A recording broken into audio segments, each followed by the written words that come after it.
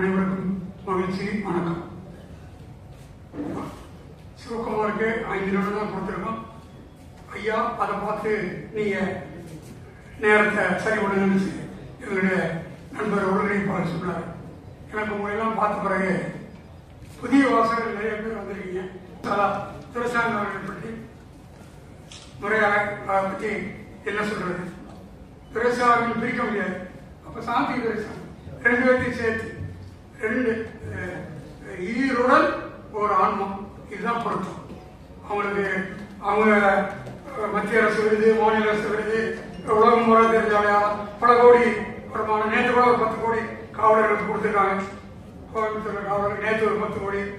அவங்களுடைய தர்ம சிந்தனை இப்போ அறிவியல்ல நிறைய கண்டுபிடிப்பு வந்துருச்சு. அறிவியல்ல நீ பொய் சொல்றியா உண்மை சொல்றியா அதை கண்டுபிடிக்கிறதுக்கு ஒரு எந்திரம். இப்ப அதுக்கு போய் ஏஐன்னு ஒரு எந்திரம். இப்படி சும்மா கண்டுபிடிக்கல. நீ வருங்காலத்துல ஒவ்வொரு மனசையும் ஒவ்வொரு மனசுக்குள்ள பொறாமை எவ்வளவு இருக்கு, அன்பு எவ்வளவு இருக்கு, பக்கம் எவ்வளவு இருக்கு, அப்படி இருக்காங்க. அப்படி ஒரு மிஷின் கண்டுபிடிச்சாலும் வைய அது சாத்தியப்படலாம். அப்படி கண்டுபிடிச்சா அந்த மிஷினுக்குள்ள 2 பேருடைய மனசை அடக்க முடியாது. சாந்தியுடைய மனசையும் துரைசாமி அவருடைய மனசையும் அடக்கவே முடியாது. அவ்வளவுதான். அதுக்கு மேல சொல்றது என்ன இருக்கு? உங்களுக்கு எல்லாம் தெரியாத விஷயம், கீரா காலமான பொழுது கீராவுக்கு அதோட உண்மை. அப்புறம் டாக்டர் முனைவர் பஞ்சாபம், பா ஜெயபிரகாசம், இளவேணி அவருடைய பையன் தான், பிரபி, சிவம்பு செல்வராஜ், இப்படி பல பேர், பாரதேவி, கலைஞரான் எல்லாம் அவருக்கு பக்கபலமா இருந்தாங்க. KS ராதாகிருஷ்ணன் எல்லாம் பக்கபலமா இருந்தாங்க. இந்த 6வது ஆண்டு விருதளிப்பு விழாவில் அவங்கள நன்றியோடு நினைவு வருகிறேன். அப்புறம் அதுல சொல்ல மறந்தது சிவகுமார். இவர் அந்த லிஸ்ட்ல வர மாட்டார். இப்ப நினைச்சா டவுன் பஸ் மாதிரி பாண்டிச்சேரிக்கும் புதுச்சேரிக்கும் ஓடிவார். நம்ம டவுன் பஸ் போற மாதிரி பாண்டிச்சேரி புதுச்சேரி, சென்னையிலிருந்து புதுச்சேரி ஐயாவுக்கு வேண்டிய உதவிகள் எல்லாம் செய்வார். அவருக்கு ஒரு நன்றி. பேசுறதுக்கு வேற, கீழாவுக்கு வேற. இப்ப அடுத்து சேர்த்து வர ஐயா கீராஜா பிறகு கொஞ்சம் முகத்தை காட்டுங்க. அவருடைய குமார பிறகு வந்திருக்கார். இது ஒரு இளவேணியில் வர முடியாது, KSR வர முடியாது, பஞ்சாங்கம்னா வர முடியாத ஒரு சூழல் இவெல்லாம் வந்திருக்காங்க. அப்புறம் புதுக்கோட்டையிலிருந்து, தேவகோட்டையிலிருந்து, காரைக்குடி எல்லா சேவை, அவங்க சேவை காந்தம். அது இந்த காந்தம் இருக்கும் அல்லவா, அந்த மாதிரி அந்த காந்தம் விருதுநகர்ல ஒரு அம்பாள் முத்துமணி கொஞ்சம் காலத்தில் பார்த்துக்காங்க. அம்பாள் முத்துமணி பெரிய சேவைகள் முதல்ல தொடர்புள்ளவங்க, சிவகுமார் தொடர்புள்ளவங்க. அவங்க தேவகோட்டையிலிருந்து, USA விஜயானந்த், நீங்கள் பாருங்க எல்லாம் அப்படி வந்திருக்கீங்க. மகிழ்ச்சியா இருக்கீங்க. சொல்றோம். கீரா கடைசியா நிறைய தங்கி இருந்தார். அவரை பத்தி ஒரே ஒரு விஷயம் சொல்லிட்டு அரசுக்கு, தமிழக அரசுக்கு நன்றி சொல்லணும். அவருக்கு இந்த சிலையை வச்சது அவருக்கு அரசு மரியாதை, அதுக்கு நன்றி. அவர் ரொம்ப வீட்டில் உலகம் தங்கியிருந்தது. அவர் கடைசியா எனக்கு தான் ஒரு கடிதம் எழுதி தலையணை கடிதம் வச்சிருக்காரு. ஒரு காலமான பிறகு அந்த கடிதத்திலிருந்து ஐயா அவருடைய கையெழுத்து என்கிட்ட இருக்கு. கீராவை மறக்கவே முடியாது. அதுக்கு இந்த விருதுக்கு வித்திட்டது ரொம்ப முக்கியமா சிவகுமார் அவர்களையும் சாந்தி துரைசாமி சொல்லணும். உங்களுக்கு நம்ப முடியாம கூட சில விஷயங்கள் இருக்கலாம், சில அதிசயங்கள் நடக்குது இல்லையா? முதல் ஆண்டு ஜூன்ல தான் நடந்தது 1 லட்சம். அப்புறம் 1 லட்சம் 2 லட்சம் ஆச்சு. சரி, அடுத்த வருஷம் அது 5 லட்சம் ஆகுது. 2வது வருஷம் 5 லட்சம் தொகை விருத்தாச்சு. அவன் மனசுக்கு சொல்றேன். அப்ப எல்லாம் நாங்க ஜூன்ல இருக்கோம். இப்ப எல்லாமே அவர் நீதியரசர் இருக்காரு, நாங்க எல்லாமே ஜூன்ல இருக்கோம். இவங்க 2 பேரும் கலந்து கூட பேசல. அதுதான் ஒரு ஆச்சரியம். சாந்தியும் துரைசாமி கலந்து பேசல. எல்லாம் திரையில எல்லாம் பார்த்துட்டு இருக்கிறோம். உடனே சாந்தியம்மா என்ன பண்றாங்க, கண்மணி கடந்த ஆண்டு உங்களுக்கு 2 லட்சம் தான் கொடுத்துருக்கோம், இந்த ஆண்டு 5 லட்சமா பண்ணியிருக்கோம், இந்த 3 லட்சத்தை உங்க கணக்குல டிரான்ஸ்பர் பண்றோம், தயவு செய்து நீங்க ஏற்றுக்கொள்ள அப்படின்னா எனக்கு ஒரு அதிர்ச்சி. என்னடா ஒரு டியூப்லைட் 40 ரூபாய்க்கு மாட்டிட்டு டியூப்லைட் மாட்டிட்டு அதை உபயோகப்படுறாங்க, நீ 3 லட்சத்தை அதிசயமா ஏற்றுக்கொள்ள வேண்டும் சொல்ற அந்த பவியம் எங்கே, அந்த மனசு எங்கே? எத்தனை கோடி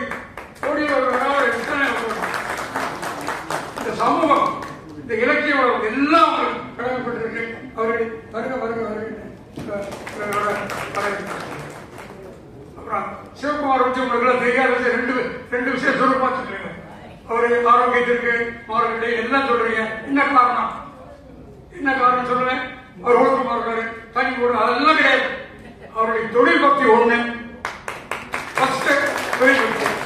ரெண்டாவது அவருடைய நன்றி உணர்ச்சி. ரெண்டு விஷயம்.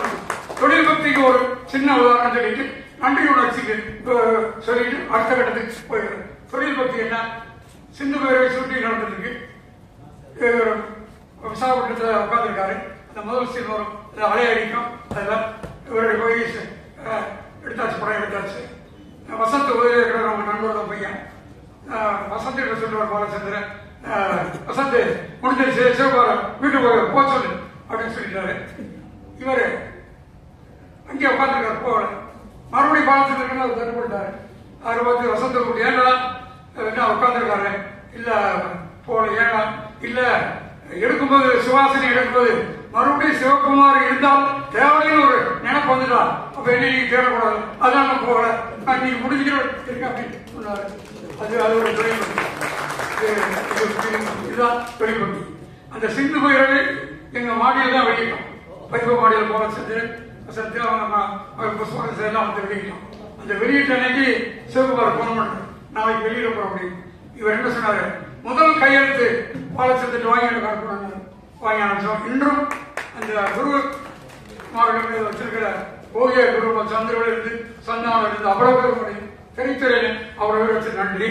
அப்புறம் அவங்க மட்டும் இல்ல, இந்த சமூகத்திற்கு சேவையாற்றக்கூடிய பங்களிப்பு செய்யக்கூடிய அவரையும் கொண்டாடுவார். அது வெளியே தெரியாது. இந்த ஒருவர் வந்திருக்காரு, அரசர் பள்ளி கண்ணன் வந்திருக்காரு. இது அவருக்கு நடந்தது. துணைவேந்தர் முன்னாள் துணைவேந்தர் முத்துப்பார் அவர்கள் அவருக்கு நடந்தது இருக்காரு, பலருக்கு நடந்திருக்கு, எனக்கு நடந்திருக்கு. இப்ப நான் என்ன வந்து சினிமாவுக்கு போறேன்னா இல்ல எனக்கு அவருக்கு என்ன சம்பந்தம்? ஏதோ இந்த அண்ணன் ஏதோ படிக்க வச்சுட்டு இருக்காருன்னா என் மேல ஒரு பெரிய அவ்வளவுதான். அந்த என்ன பண்ணுவாரு, வீட்டுக்கு வாங்கன்னு கூப்பிடுவாரு. சிவகுமார் வண்டி அனுப்புறேன், வீட்டுக்கு வாங்க அப்படிப்பாரு. வண்டி வேண்டாம் ஐயா, அப்படி கொஞ்சம் பம்முவோம். ஒரு சில எப்படி அவர் பம்முவோம், பேசாம வண்டி அனுப்புறேன். அவர் செல்ல நான் வந்துடுறேன்னா அப்படி கொஞ்சம் தயங்கராக வண்டியில நீ வரலைன்னா உன்னை கட்டி தூக்கிட்டு வந்து எப்படி உன்னை கட்டி தூக்கிட்டு வந்து வீட்டில் விட்டுருவோம். உடனே மரியாதை பரப்புறோம். அப்புறம் அங்க போய் சாப்பாடெல்லாம் கொண்டு வச்சு அனுப்புவாரு. இப்படி பலர் அனுப்புவாரு. அது எனக்கு தெரியும். அப்படி அனுப்பப்பட்ட அரசு தலைமை ஆசிரியர் இப்பொழுது அண்ணா விருது, ராதாகிருஷ்ணன் விருது எல்லாம் அங்கே கண்ணன் வந்திருக்கார். அப்படி அனுப்பப்பட்டவர். கண்ணன் இருந்தால் தங்களுடைய முகத்தை காட்டணும். அவருடைய நன்றி உணர்ச்சி, அவருடைய தொழில் பற்றி. அடுத்து நீதியரசன் பற்றி. நீதியரசன் பற்றி அவரை பற்றி ஒரு புத்தகமே எழுதலாம். பலதரப்பட்ட இந்தியாவில் உலகம் முழுக்க எத்தனையோ நீதித்துறையில் சட்ட வல்லுநர்கள் இருந்திருக்காங்க, வரப்போறாங்க, இருக்கப்போறாங்க. ஆனால் இவரை போல இந்த இலக்கியம் சார்ந்து நம்முடைய சங்க இலக்கியம், கம்பன், திருக்குறள் இப்படி எல்லாவற்றிலும் ஆழங்கப்பட்ட படைப்பாற்றல் உள்ள இந்த திறனாக உள்ள நீதியரசர்கள் கிடைப்பாங்களா? அப்படி கிடைக்குமாங்கிறது அபூர்வம். அவங்க எளிமையான வாழ்க்கை. அவருடைய தந்தையார் அவங்க பார்க்கணும். திடீர்னு வந்தது இந்த திறமையெல்லாம். அது முதல்ல நீங்களாம் யோசனை பண்ணணும். நீதியரசருக்கு திடீர்னு இவ்வளவு திறமை வந்துச்சா? அவர் மாணவராக இருக்கிற காலத்திலிருந்து அவர் பத்திரிகை தந்தையார் நடத்திய முன்றில் பத்திரிகை பார்த்துட்டு அப்ப இறங்கினது உள்ள. அப்ப இறங்கின அந்த ஆற்றல் அது இப்ப தலை தூக்குது. உயர் நீதிமன்ற நீதியரசராக இருக்கும்போது பல தீர்ப்பு. தமிழ் மொழி திருக்குறளை கட்டாயமாக்க வேண்டும், பள்ளிகளை கட்டாயப்பட வேண்டும் ஒரு ஆணை போட்டார். சுதந்திர போராட்ட வீரர்கள் மாயாண்டி உட்பட அந்த தீர்ப்புல ஒரு தீர்ப்பு. இப்படி பல தீர்ப்புகள், சிலை கடத்த தீர்ப்பு, நிறைய தீர்ப்புகள் சொல்லியிருக்காங்க. எல்லாம் வரலாற்று தீர்ப்பு. அதை தாண்டி இலக்கியத்துக்கு வந்தா என்ன இவ்வளவு எங்க வச்சிருக்காரு? இவ்வளவு விஷயத்த உள்ள இங்க இருந்து எடுக்கிறார். நீ அது நல்லா யோசனை பண்ணணும். ஒரு இலக்கியத்தை புரிந்து கொண்டு ஒரு படைப்பாளிகளுடைய மனசுடைய ஆழத்தை அவன் இந்த நோக்கத்தில் படைத்தான். இந்த படைப்பு எந்த நோக்கத்தில் படைக்கப்பட்டது? இந்த படைப்பாளி இந்த பாத்திரத்தை பற்றி என்ன செய்கிறான்? இந்த நகரத்தில் வாழ்பவர்களுக்கு பாதாள கரண்டி என்னன்னு தெரியாது. கிராமத்தில் இருக்கிறவங்களுக்கு தான் இந்த பாதாள கரண்டின்னு தெரியும். கிணத்துக்குள்ள ஏதாவது விழுந்துட்டா ஒரு பாதாள கரண்டி உள்ள போடும், நீள கயிறை போட்டு அந்த பாதாள கரண்டி போய் உள்ள அப்படி உள்ள விழுந்துட்டா தவறுதா தூக்கிட்டோம்.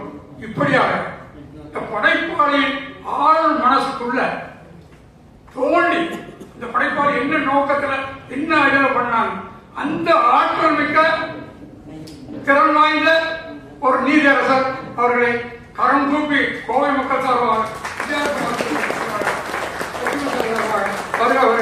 என்று வரவேற்கிறோம்.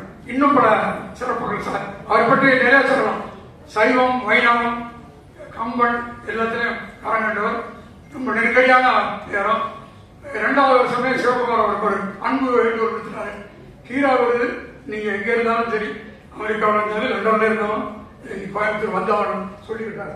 அதனால நான் வந்து அவர் கேட்கறது இல்லை, முடிவு பண்ணிட்டு தான் சிவகுமார் அவரோட பேசுறேன். இதான் வச்சிருக்கோம். அவருடைய சிறப்பு வேணுகோபால் அவர் பார்த்துட்டு பல ஆண்டுகள் அவரை பற்றி படித்தவங்களுக்கு அவரை பற்றி நிறைய இந்த கீரா வந்து 5 லட்சம் கொடுக்குறான். நிறைய நாவல்கள் நிறைய எல்லாம் பண்ணியிருக்காரு. அவருக்கு 2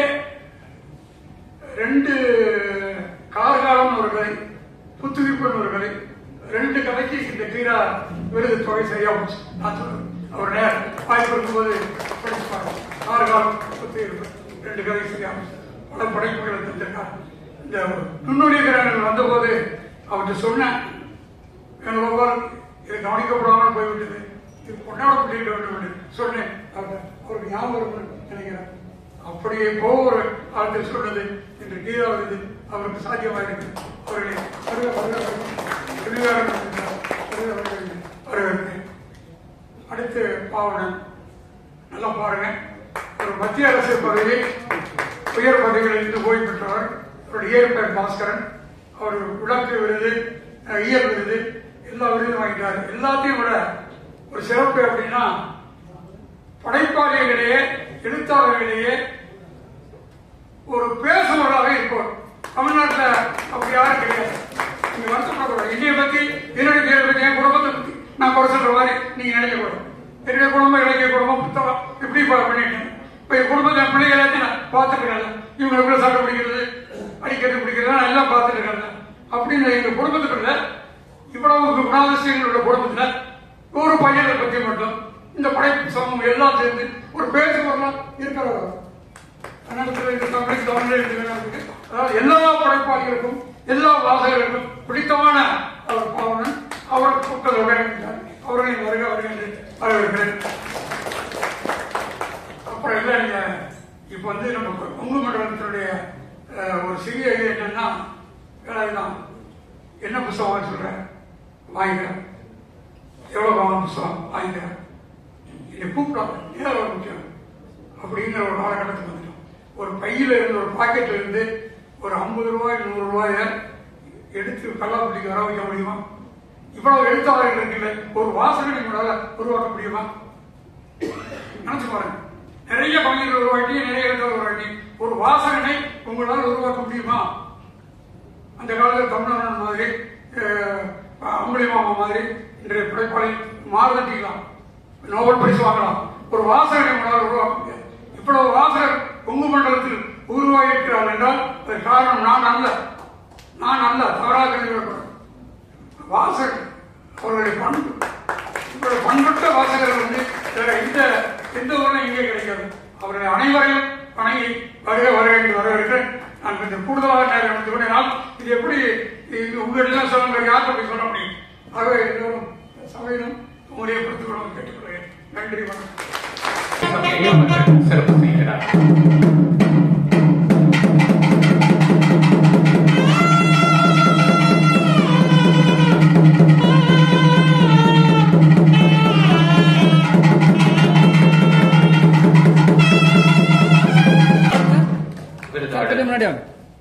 சு வேணுகோபால் ஐயா அவர்களுக்கு இப்பொழுது சிறப்பு செய்யப்படுகிறது. விருதாளர் சு வேணுகோபால் ஐயா அவர்களுக்கு இப்பொழுது சிறப்பு செய்யப்படுகிறது.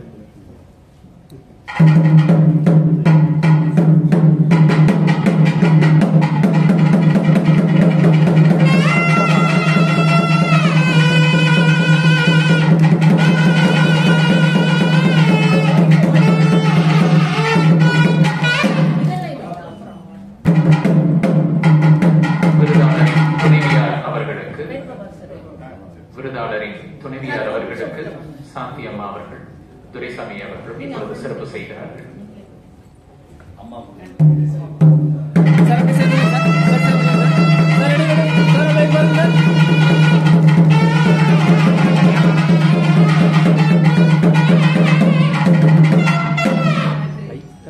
எழுத்தாளர் பாவனன் அவர்களுக்கு,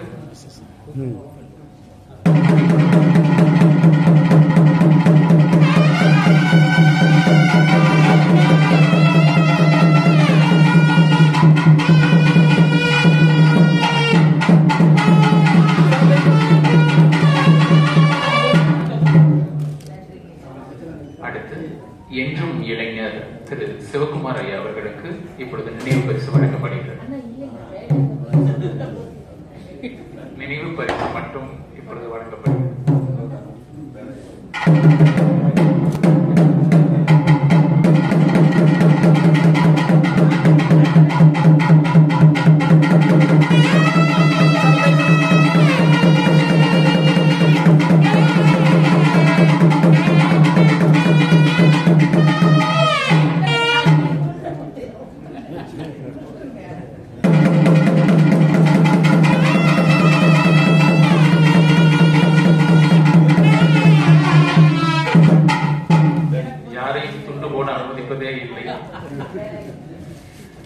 அடுத்து விஜயா பதிப்பகம் சிதம்பரம் அண்ணா அவர்களுக்கு டாக்டர் துரைசாமி அவர்களை அன்புடன் சிறப்பு செய்யுமாறு கேட்டுக்கொள்கிறோம்.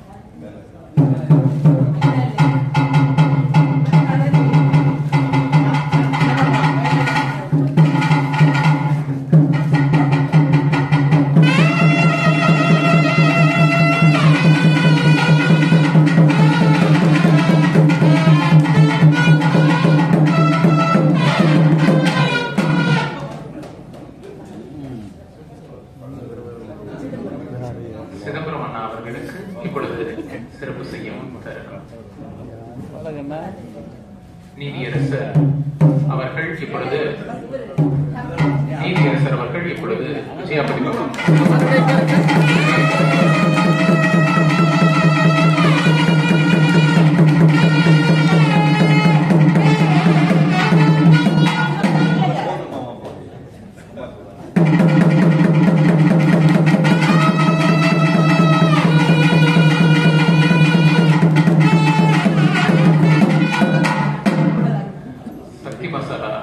டாக்டர் PC துரைசாமி ஐயா அவர்களுக்கு இப்பொழுது வேலாயுதம் ஐயா அவர்கள் சிறப்பு செய்கிறார்கள்.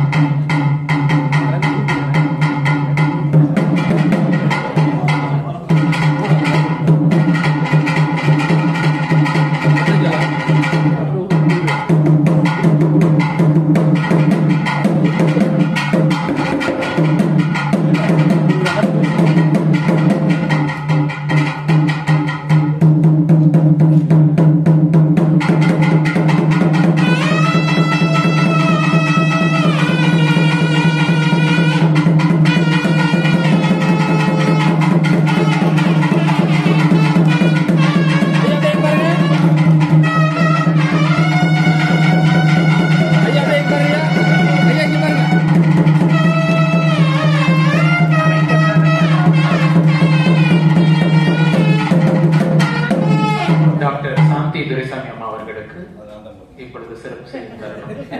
நான் தான் போட்டுவேன் என்று நமது சிவகுமார் ஐயா அவர்கள் வாங்கியிருக்கிறார்.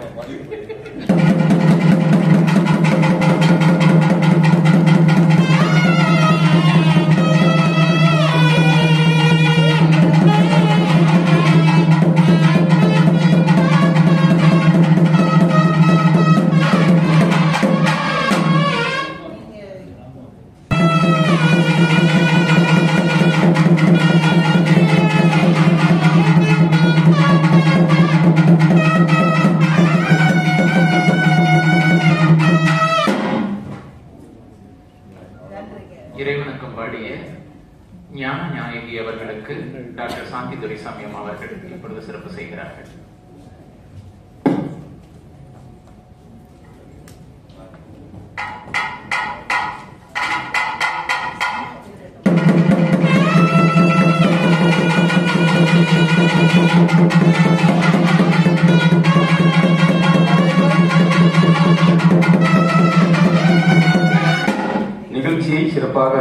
எடுத்து வழங்கிய ஆசிரியர் சிவசக்திவேல் வடிவேல் அவர்களுக்கு நீர்வழியா அவர்களும் செல்வசி அன்போடு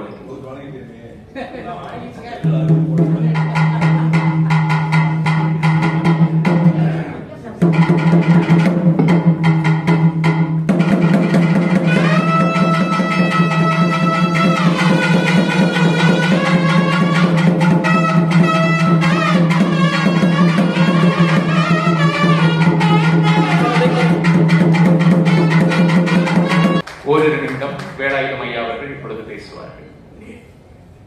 வேணுகோபாலுடைய படைப்புகளை பற்றி நீதியரசர் பேசிய பிறகு ஒரே ஒரு நிமிடம். நாளை கோடி ஆண்டுகளாக சூரிய நெருப்பு எரிந்து கொண்டிருக்கிறது. இன்னும் 5 கோடி ஆண்டுகளுக்கு இந்த சூரிய நெருப்பு எரிந்து கொண்டிருக்கிறது. அதற்கு அப்பாலும் அணையாத நெருப்பு ஒன்று உண்டு. அந்த நெருப்பு என்னவென்றால் பெண்களின் மனதில் கனன்று கொண்டிருக்கும் நெருப்பு. இது ஒரு நம்முடைய தமிழ் படைப்பாளி எழுதிய அற்றவைகளால் நிரம்பியவர் என்ற புத்தகத்தில் இந்த 4 வரி சூழ்நிலை விவேகானந்தருடைய அனைத்து பாத்திரங்களும் இதை சுமந்து கொண்டிருக்கிறது. அதை பேசியவர்கள் சொல்ல தோன்றி நான் வரவேற்பு பின்தான் வைத்தியநாதன் அவர்கள் சிக்க வந்திருக்கிறேன். வணங்குகிறேன். வரவேற்பு. வாழ்வின் ஆகச் சிறந்த தருணமாக அவரது ஞாபக பெட்டகத்தில் எப்பொழுதும் வைத்துக் கொள்ளக்கூடிய அழகிய தருணமாக இந்த தருணம் நிகழ்கிறது.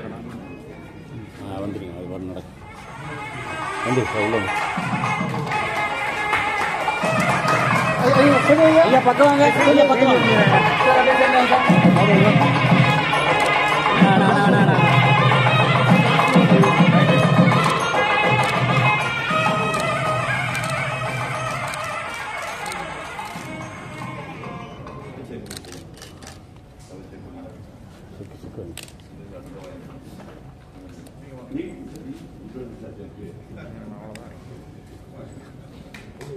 ஐயா பக்கம் வாங்க ஐயா.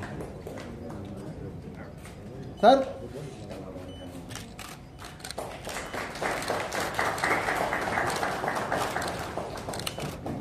GPS signal lost.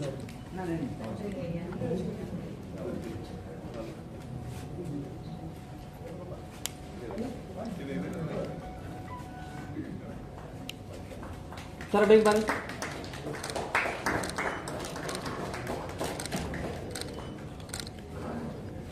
தீரா விருதுக்கான காரணகர்த்தாவாக விளங்குபவர்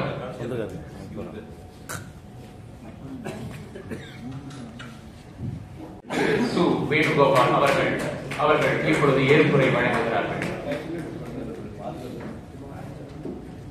நண்பர்களே, ஒரு அற்புதமான தருணம். ராமுழுக்க நவம் கிடந்தன வான் நிறைய விண்மீன்கள் கருதியை நேர்ந்து கண்டதோ விடிய வந்த ஒரு வெள்ளி. சுந்தரராஜன் அப்படி ஒரு கவிதை இருக்கிறாரு. இரவெல்லாம் நட்சத்திரங்கள் காத்திருக்கலாம், ஆனால் விடிய வந்த ஒரு வெள்ளி சூரியனுடைய எழுச்சியை ஒரு கணம் பார்த்துவிடும். அதுபோல இந்த அரங்கனை ஒரு எண்ணற்ற நட்சத்திரங்கள், எண்ணற்ற அந்த விடிவெளி மாதிரி இங்க வந்திருக்கீங்க. உங்கள் அனைவருக்கும் முதலில் என்னுடைய வணக்கத்தை தெரிவித்துக் கொள்கிறேன். முதல்ல இந்த வாசகர்களுக்கு நான் நன்றி சொல்றேன். எல்லாரும் வந்திருக்கீங்க, மிக்க மகிழ்ச்சி. இந்த விருதை ஏற்பதில் ஹீரா பெயரில் நிறுவிய சக்தி மசாலா நிறுவனத்தில் அவர்களுடைய இந்த முன்னெடுப்புக்கு முக்கிய காரணமாக இருந்தவர்களை பற்றி நான் ஒரு நன்றி அறிதலை சொல்ல வேண்டும். இது ஒரு முறையான ஒரு விஷயம் என்பதால் என்னுடைய நன்றி அறிதலை சொல்லுகிறேன். நேரம் இருந்தால் நான் எழுத வந்த ஒரு பயணத்தை, பொறுமை இருந்தால் நான் சொல்லுகிறேன். அது உங்களுடைய பிரியத்தை பொறுத்து இருக்கிறது. எனவே முதல்ல இருக்கிற எல்லாரும் மகாதேவன் ஐயா ஒரு மிக முக்கியமான ஒரு விஷயம் சொன்னாங்க. தொப்புள் கொடி உறவு பற்றி ஒரு கதை சொன்னார். ஏதோ ஒரு வகையில இங்க இருக்கிற மேடையில் இருக்கிற அத்தனை பேரும் எனக்கு ஒரு தொப்புள் கொடி உறவாக தெரியாமலே இருந்திருக்கிறார்கள். அதன் வழியாக அந்த நன்றியை நான் சொல்லலாம் என்று நினைக்கின்றேன். கோவைக்கு நான் வந்தபோது விஜயா பதிப்பகம்னு ஒரு இருக்குதுன்னு சொல்லிட்டு கோவை ஞானியா கூப்பிட்டு வந்தாரு. பார்த்துட்டு புத்தகம் வாங்கியாச்சு. நானா என்ன நினைக்கிறேன்னா, விஜயா வாசகர் வட்டம் அந்த கோவை பதிப்பகத்துக்கு போகணுங்கிறதுக்காக பஸ் ஏறி இங்க வந்துட்டு, அது டவுன் ஹால் இருக்குது, மறந்துட்டு எந்த திசையும் தெரியல, கிழக்கா மேற்கான்னு தெரியல. அது சுத்தி சுத்தி வர்றேன். ஏன்னா அந்த 4 சந்து இப்படி இதாகும், இப்படி வந்தாலும் தெரியல, அப்படி வந்தாலும் தெரியல. எனக்கு ஒரு கிறுக்கு பிடிச்சது மாதிரி ஆகி போச்சு. மறுபடியும் ஒரு நாள் எந்த இடத்துல இறங்க போயிட்டேன், புக்கு வாங்காமலே போயிட்டேன். மறுபடியும் அதை இறங்கி இந்த இடத்துல இறங்கி இப்படி போனப்பல அப்படி போய் நின்று திரும்பி பார்க்கும் போது விஜயா பதிவு இருந்தது. அப்படி எனக்கு ஒரு முதல் நாள் அனுபவம். ஒரு 30 வருஷத்துக்கு முன்னாடி இந்த கோவை வந்தபோது, ஏதோ ஒரு காரியத்திற்காக வந்தபோது இந்த பதிப்பகம் செல்ல வேண்டும் ஒரு கிறுக்கு பிடித்தது. அந்த கிறுக்கு புத்தக கிறுக்கு இந்த 35 ஆண்டுகளாக என்னை இழுத்து கொண்டிருக்கிறது. அதுக்கு விஜயா வேலை முக்கியமானது. இந்த விருது கொடுக்கணும்னு சொன்ன உடனே அன்னைக்கு இருந்து இன்றைக்கு வரைக்கும் அவருக்கு 84 85 வயதாகுது வேலாயுதம் ஐயாவுக்கு. ஒவ்வொரு நாளும் போனும் ஒரு சின்ன குழந்தை ஆர்வமா கேட்கும் இல்லையா, இது பாரு ஒரு கார் நிக்குது, நம்ம வீட்டுல ஒரு ஆட்டுக்குட்டி நிக்குதுங்கிற மாதிரி முதல்ல அந்த செய்தி தினமணியில வருகிறது. ஒரு நீண்ட விஷயமா வருகிறது. நான் ஊருக்கு போறேன். அது ஒரு விடுமுறை நாள். அந்த தோட்டத்துக்குள்ள கொஞ்சம் வேலை இருந்தது. அந்த மோட்டர் இடத்துல நிக்கிறேன். வேணும் வாட்ஸ்அப் பாக்கலையா அப்படின்னாரு. ஐயா நான் ஊருக்கு போயிட்டு இருக்கேன், வாட்ஸ்அப் பாருங்க அப்படின்னாரு. அப்ப தினமணியில அந்த விருது வந்தது. நானே பாக்குறேன். அவங்க உடனே கட் பண்ணி அதை எடுத்து போட்டு பாக்குறேன்.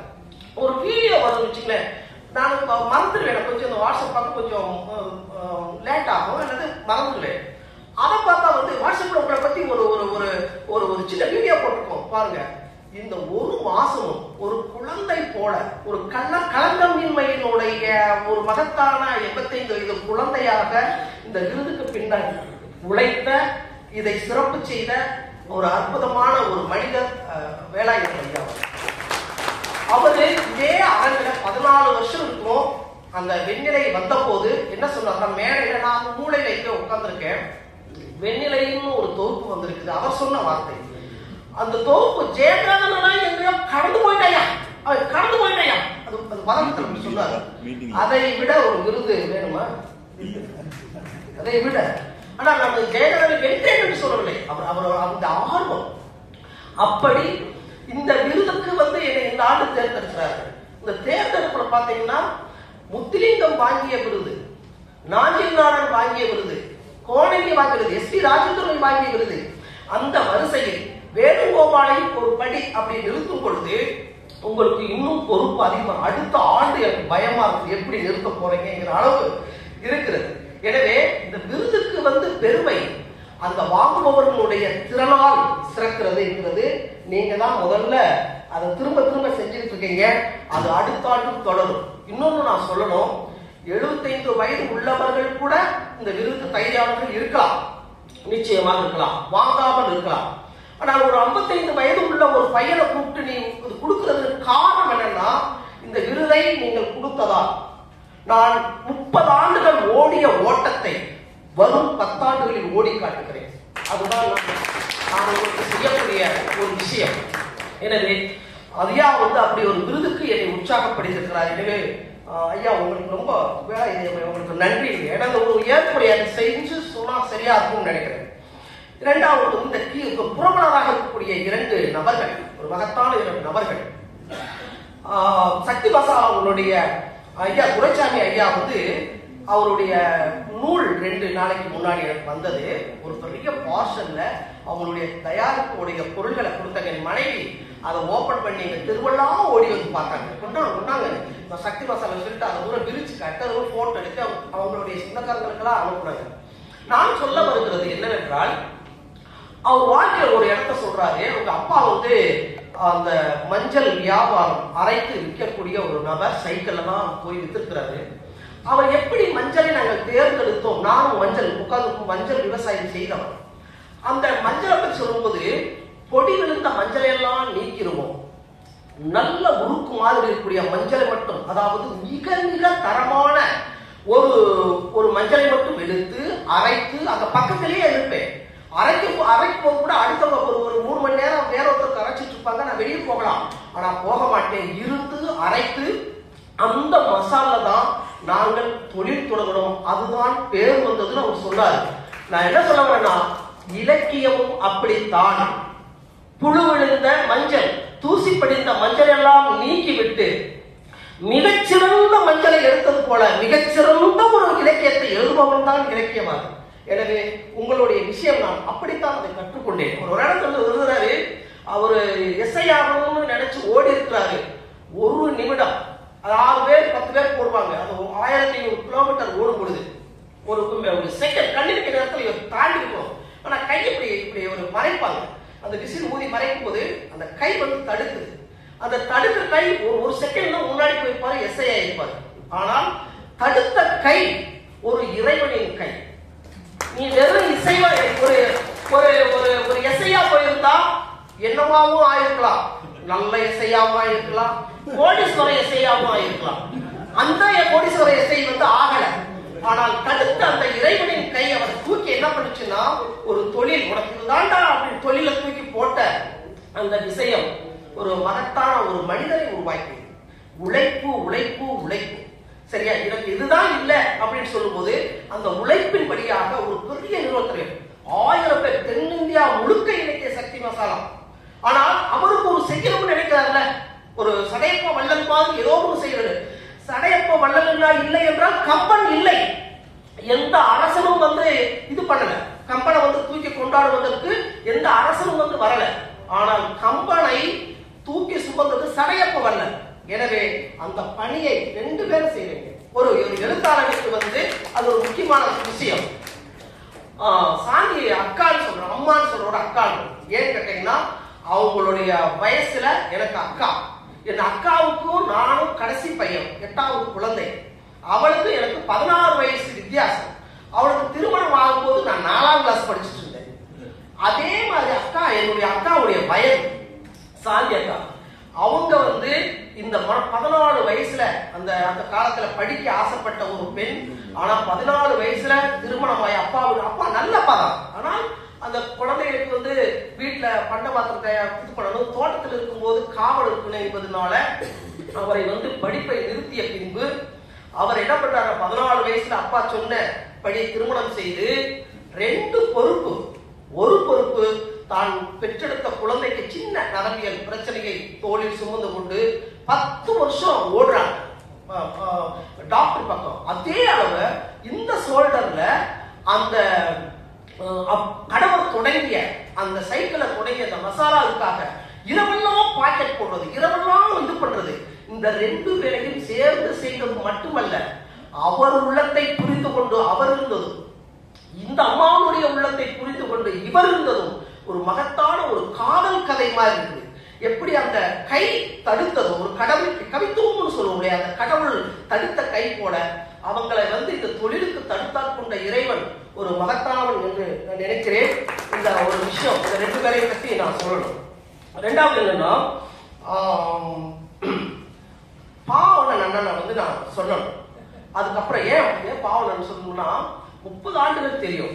ஆனா அமெரிக்கன் காலேஜ்ல 2004 கிட்டத்தட்ட 21 வருஷம் ஆயிடுச்சு.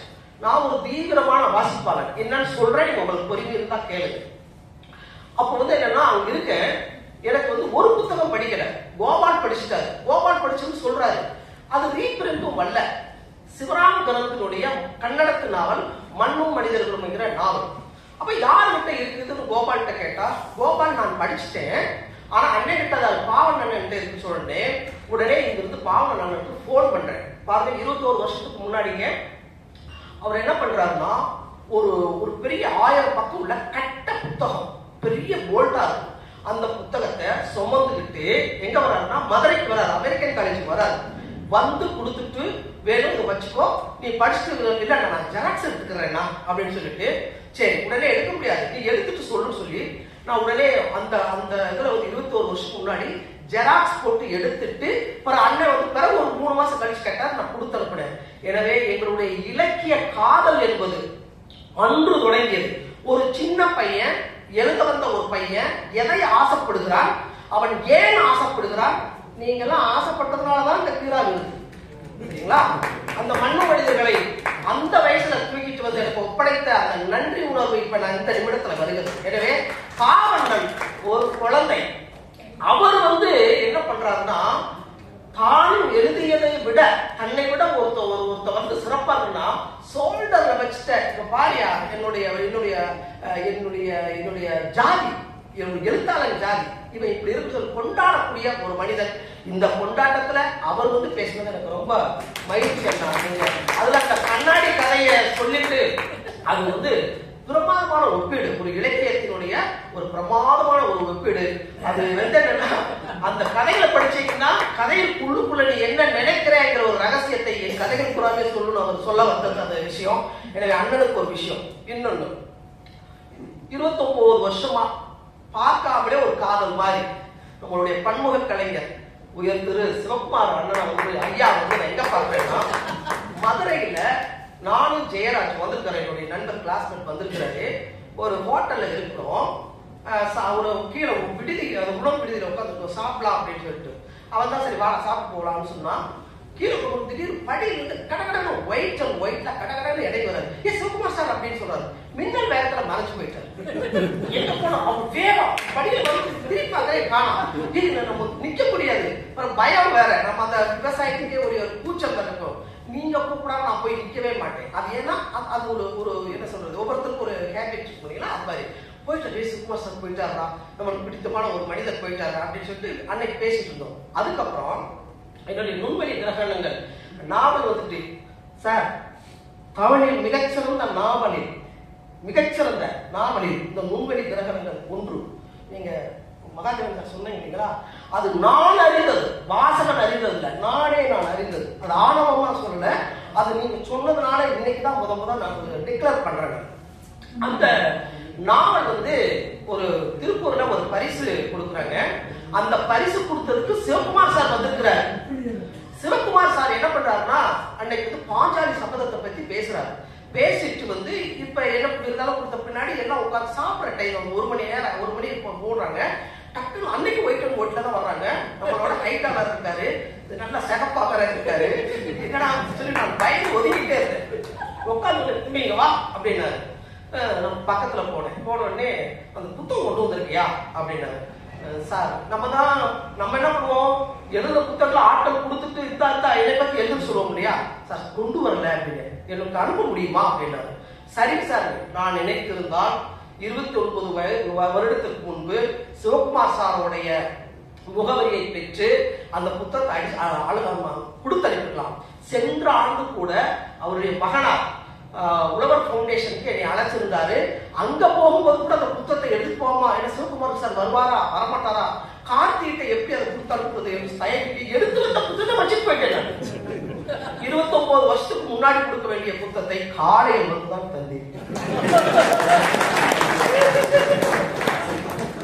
அதனால அவரு அப்புறம் இன்னொன்று சொல்றேன், சிவகுமார் சார்கிட்ட அவரை பற்றி நான் ஒரு கட்டுரை எழுதியிருக்கேன். இப்ப நேற்று இரவு ஒரு கட்டுரை கொங்கு தேர் பற்றி ஒரு அற்புதமான கட்டுரை எழுதியிருக்கேன். ஒரே ஒரு மனிதரை மட்டும் சொல்றேன். அந்த மனிதர் ஏன்னா, நான் என்ன இலக்கியம் என்றால் என்ன அப்படிங்கிற ஒரு விஷயத்தை நான் எப்படி புரிந்து கொண்டு வைத்திருக்கிறேன் என்றால், வாழ்க்கையில மகத்தான தருணங்களை எழுதுபவனும், வாழ்க்கையில் தீமையினுடைய தீக்குழம்பை தொட்டு தூக்குபவனும், ரெண்டையும் சொல்லக்கூடிய ஒருத்தன் கலைஞன் அப்படின்னு சொல்றேன். நீங்க பல இடத்துல உன்னதத்தின் எழுச்சிய பல இடத்துல கொண்டு தேர்ந்த சொல்லியிருக்கீங்க. ஒண்ணு மட்டும் சொல்றேன், ஏன் சொல்றேன்னு அப்புறம் சொல்றேன். அவருடைய சின்னம்மா பையன் குமரேஷன் அவர் சொல்றாரு, 56 வருஷம் நான் என்னைக்கு 16 வருஷத்துல சென்னைக்கு போனேனோ, சென்னையில இருந்து எத்தனை ஆண்டுகள் இந்த சூழலுக்கு வர்றோனோ, கோயம்புத்தூருக்கு வர்றோனோ, ஒவ்வொரு நாளும் ரயில்வே ஸ்டேஷன்லயோ ஏற்றி விடதோ அல்லது ரயில்வே ஸ்டேஷன்ல இறங்கினா கூட்டு போறதோ அவனுடைய பணியா இருக்குது. அல்லது விமானத்துல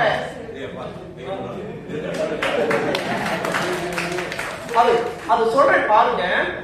அந்த விமானத்துல இப்படி ஒரு மனுஷன், படிக்காத மனுஷன், ஆனா தனிமுறையில படிச்சு அவர் ஒரு ஆசிரியர் 1ஆம் கிளாஸ் 2ஆம் கிளாஸ் வந்திருக்கிறார். உண்மையிலேயே வெகுளி. நம்ம ஊர்ல மசக்கவுண்டன் சொல்றது விவரமான. ஆனா இவர் வந்து வெள்ளச்சோளம். இவர் வந்து ஒரு வெள்ளச்சோளம். அவர் சொந்த சின்னம்மா பையன், நாராயணபுரத்துல பிறந்த பையன். இவரோட 3 வயசு மூத்தவர். ஆனா அண்ணா சொல்வார். அவர் என்ன பண்றாருன்னா, இதெல்லாம் விஷயம் இல்ல, 56 வருஷம் ஒரு நாய்க்குட்டி மாதிரி பாசத்தோடு வந்து அவர் இறங்கும் போதெல்லாம் வருவார், ஏற்றி விடவும் போவார். அவர் ஒரு நாள் இவருக்கு ஏதோ ஒரு சின்ன விஷயம் வந்திருக்குது. என்னன்னா, கிட்னியில ஒரு சின்ன கல் ஏற்பட்டிருக்கு, கொஞ்சம் வலி இருந்திருக்குது. வீட்டுல பேசியிருக்காங்க, டாக்டர்கிட்ட கன்சல்ட் பண்ணிருக்காங்க. அது என்ன சொன்னா, கரைச்சிடலாம் சார், மருந்து மாத்திரை போயிரு சார் சொல்றாங்க. இந்த செய்தி அந்த குமரேசனுக்கு போயிருச்சு. போன உடனே அவர் என்ன பண்றாருன்னா ஒரு பத்திர ஆபீஸ் போய் வக்கீல வச்சு அவர் ஒரு பத்திரம் எழுதுறாரு. என் தம்பிக்கு, என்னுடைய தம்பிக்கு கிட்னியில சின்ன பிரச்சனை இருக்குது. நான் இந்த 2 கிட்னியையும் என் தம்பி சிவகுமாருக்கு தருவதாக நான் மனப்பூர்வமாக புத்திபூர்வமாக ஒத்துக்கொள்கிறேன் அப்படின்னு ஒரு பத்திரத்தை எழுதி அதை தூக்கிட்டு வந்து மெட்ராஸ் தெருவில் போய், இன்னும் சிவகுமார் சார்ட்டு நான் ஆசீர்வாதம் வாங்க நினைக்கிறேன், வீட்டுல போய் இப்ப போனா ஐஸ் வைக்கிறான். 29 வருஷம் ஐஸ் வைக்காத வேண்டாம், சரிங்களா? அப்ப அவர் சொல்றாரு, போய் அந்த பத்திரத்தை கொடுக்குறாரு. என்னடா வந்து அதை உடைச்சு பார்த்தா அந்த பத்திரத்துல இந்த கிட்னியை வந்து உனக்கு தர்றேன்னு சொல்லிட்டு பத்திரத்துல பிள்ளைகள் எதிர்த்துருவாங்க இல்லையா, 2 கிட்னியும் நான் போனாலும் பரவாயில்லை, என் தம்பி இருக்கட்டும், சிவகுமார் இருக்கட்டும் என்று சொன்ன அந்த மனிதன் இருக்கையா, அந்த மனிதனை வந்து நான் இலக்கியத்தில் இருக்கிறேன். ஆனா நீங்க வார்த்தையில, உங்களுடைய மொழியில, கொங்கு மொழியில சொல்லிருக்கீங்க இல்லையா, அதுதான் இலக்கியத்தினுடைய பணி. நீங்க சொந்த வாழ்க்கையிலும் சொல்றீங்க, நான் கண்டுபிடிச்சு சொல்றோம். அப்ப நான் சிவகுமார் சார்ட்ட ஒரு நாள் சொன்னேன், சார் நீங்க ஒரு மகத்தான நாவல் எழுத முடியும், நீங்க எழுதுங்களேன், நான் உங்களுக்கு வந்து கைடன்ஸ் சொல்லல, நான் கோச்சுக்கிறார் இருக்கேன், கைடன்ஸ் சொல்ல, நீங்க எழுத முடியும் சார், தமிழ்ல ஒரே ஒரு நடிகர் நீங்க மட்டும் ஒரு மகத்தான நாவல் எழுத முடியும் அப்படின்னு சொன்னேன். இல்லப்பா, எனக்கு இந்த டைரி எழுதுற பழக்கம் இருக்குது, அதெல்லாம் வந்து இப்ப ஒரு கொஞ்ச நாள் அதுல முக்கியமான நிகழ்ச்சியில காணொளி மாதிரி மாத்தலாம் அப்படின்னு அதுல இருக்கேன், அதனால அந்த பணி செய்ய முடியுமா அப்படின்னு தெரியல அப்படின்னு சொன்னார். ஆனால் இப்போதும் சொல்லுகிறேன், உங்களுக்கு மனசு வந்து 85 வயசோ 80ஓ 60 வயசு குழந்தை மாதிரி நீங்கள் இப்போதும் செய்தாலும் எங்களை வென்றெடுக்கலாம் ஒரு நாள், சரிங்களா? அதற்கு அவருக்கு இந்த நான் சொன்ன குமரேஷன் போல ஒருத்தர் சொல்றாரு, ஒரு போன்ல வருது, அச்சி நான் வந்து என் கல்யாணம் வச்சிருக்காங்க அச்சி அப்படிங்கிறாங்க. என்னன்னா கர்ப்பாரம் பாளையம் இந்த இந்த மலப்புறம் போற டைம்ல யாருன்னு தெரியல, யாருப்பா நீ அப்படின்னா, ஐயாத்தா பையன் அப்படின்னா, ஐயாத்தா பையன் யாரா அப்படின்னு சொல்றாங்க. உடனே அது என்ன பண்றாங்கன்னா, இன்னாருடைய பெரியம்மா வழி வந்து தான் பேரு 5ஆவது தலைமுறை, சரிங்களா, அச்சி நீங்க கல்யாணத்துக்கு வாங்க அச்சி அப்படின்னு சொல்றாங்க. அவர் என்ன பண்றாருன்னா, அங்கிருந்து எங்க ஊர் இப்ப நான் இருக்கிற கொண்டாப்பதுக்கு வந்திருக்கிறாரு, சரிங்களா? இந்த அச்சி அப்படிங்கிற வார்த்தை 5 தலைமுறை தாண்டி அவர் போகும்போது இவருக்கு 16 வயசு, இவங்களுடைய பாட்டிக்கு வந்து 12 வயசு, சைக்கிள் டூர் போயிருக்கிறாரு. அதுல கூப்பிட்டு வச்சு ஓடி போய் பெரியம்மா கூப்பிட்டு வந்து கரவன்னா எருமைப்பாடு காய்ச்சி நல்ல திக்கா கொடுத்து 8 மணிக்கு மேல சைக்கிள் வந்திருக்காங்க. அந்த மாதிரியான ஒரு விஷயத்தை கொங்குல அவர் வாழ்ந்த வாழ்க்கையுடைய ஒரு உன்னதமான விஷயங்களை அவர் கைவசம் வச்சிருக்கிறாரு, எழுதியிருக்கிறார். எனவே அவருக்கு வந்து 29 வருடமாக எனக்கு இந்த மாதிரியான ஒரு தொடர்பு இருந்தது. அதன்படி இந்த கீராவிற்கு பின்னின்று நிற்கக்கூடிய ஒரு சிவகுமார் சார் அவரு இந்த இந்த இந்த நிகழ்ச்சியில் அவர் கலந்து கொண்டு வருவாரா வரமாட்டேன்னு நாங்க இன்விடேஷன் இல்லை. ஆனால் இந்த அரங்கு மட்டுமல்ல, வருங்கால அரங்குகளும் என்னுடைய இளவர்கள் யார் வாங்கினாலும் நீங்க வரணும் சார். அதனால அது எனக்கு தெரியாது, சார் வர்றாரா அப்படின்னு தெரியாது.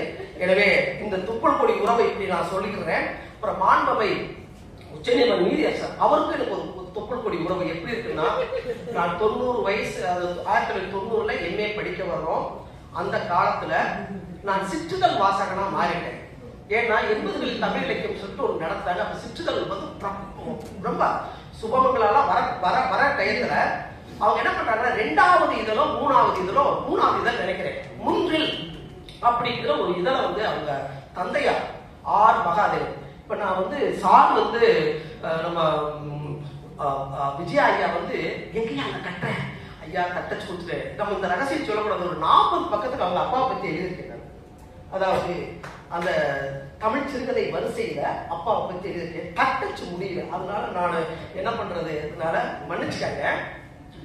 அதுல வந்து என்னன்னா அந்த மூன்றில வந்து நான் வாங்கி படிச்சேன். என்னுடைய ஆய்வு வந்து கவிதை குறித்து. அப்ப வந்து பொருளின் பொருள் கவிதை அப்படின்னு சொல்லிட்டு முதல் புத்தகம் அரங்கநாதன் ஐயா, மகாதேவனுடைய அப்பா மா அரங்கநாதன். அந்த புத்தகம் நான் வந்து காணாசு சஜஷன் கொடுது. தமிழ்ல வந்து இப்படி ஒரு கவிதை குறித்த ஒரு கட்டுரை தொகுப்பு வந்ததே இல்லை அப்படின்னு சொல்லக்கூடிய அந்த புத்தகத்தை நான் படிச்சிருக்கேன். அது மட்டும் இல்லாம இவர் தான் வந்து அந்த முன்றில பின்னடிச்சு அனுப்புவாங்க. இவர் அப்ப வந்து என்னுடைய வயசு இருக்கலாம், அல்லது வந்து ஒரு வயசு இளையறப்ப மூத்தவராக இருக்கலாம். ஆனா அவருக்கு வந்து அன்னைக்கு அந்த பின்னடிக்கும் போது அவருக்கு வந்து 27-26 வயசு இருக்கும். அப்பா நடத்தி அந்த இதழுக்கு பின்னடித்த அடிப்பிய அந்த இதழ்களை நான் படித்தவன். அந்த வகையில எனக்கு ஒரு உறவு, ஒரு கதை. அவர் எப்படிப்பட்ட அம்மா அரங்கநாதன் நான் படிச்சேங்கிறத சொல்லணும் இல்லையா. எல்லாருமே புனைகதையினுடைய வசீகரத்தை புனைகளுடைய நடையை பற்றி நாம் வந்து ஒரு இலக்கியத்திற்கான ஒரு வழித்தளமாக எடுத்துக்கொண்ட போது அரங்கநாதன் என்ன பண்றாருன்னா, கவிதை இருக்கு இல்லைங்களா, கவிதையினுடைய சொற்சுருக்கம் அதனுடைய உள்ளுணர்த்தன்மையை சிறுகதையில் கொண்டு வந்தவர். சிறுகதையில கொண்டு வந்தவர். ஒரு கதை எதை விளக்கப்போதில்லை, மௌனி அப்படின்னு ஒரு கதை. எனக்கு 91 கதையும் தெரியும். எல்லாரும் வீடு பேருன்னு சொல்லுவாங்க, இல்லைன்னா அண்ணனை கேட்டா உவரின்னு சொல்லுவீங்க. உவரி பிரமாதமான கதை தான், அது ஒரு மாற்று கதை. இந்த மௌனிங்கிற ஒரு கதை என்னன்னா, ஒரு பெரிய திருக்குறள பெரிய கில்லாடி அப்படின்னு இருக்கக்கூடிய ஒரு நபர் எல்லாரும் மற்ற உரைகள் எல்லாம் மோசமா திட்டுறது, அப்புறம் நட்பு சார்ந்து பேசுவான், வெளியே வந்த உடனே அவன் திட்டுவான். இப்படிப்பட்ட ஒரு கேரக்டர். அவர் என்ன பண்றாருன்னா, ஒரு சொல்லுக்கு வந்து விளக்கமே கிடைக்கல. எந்த உரையிலையும் பரிமேலாளர் உரையில கிடைக்கல, மணப்புடவர்ல கிடைக்கல, காளிங்கர்ல கிடைக்கல, மூவாவில கிடைக்கல. என்ன பண்றாருன்னா அவர் அலைகிறார். திருமணம், அவர் ஒரு பெரிய பேச்சாளி ஆகிறார், திருமணத்துக்கெல்லாம் போறாரு. அப்போ ஒரு இடத்துல போகும் பொழுது இயல்புடைய மூவர் அப்படின்னு திருக்குறள் ஒரு சொற்றொடர். அந்த சொற்றொடருக்கு எந்த திருக்குறளையும் வழி கிடையாது.